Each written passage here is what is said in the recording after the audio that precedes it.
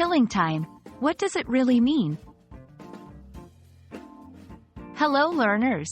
Today, we're diving into an interesting English phrase that you might have heard before but might not fully understand. We're talking about the phrase, kill time. Let's find out what it means and how to use it. Many English phrases have both a literal and a figurative meaning. Literally, kill means to end someone's life, and time refers to the ongoing sequence of events taking place.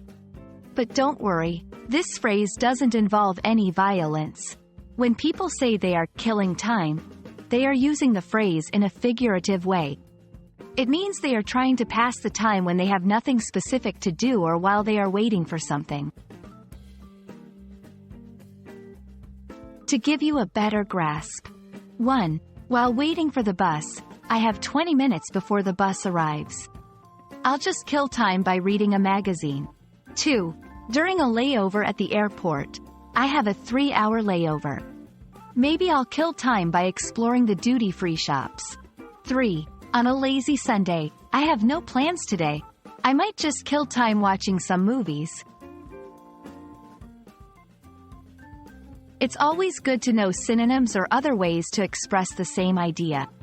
Some synonyms for kill time include pass the time, while away the hours, idle away.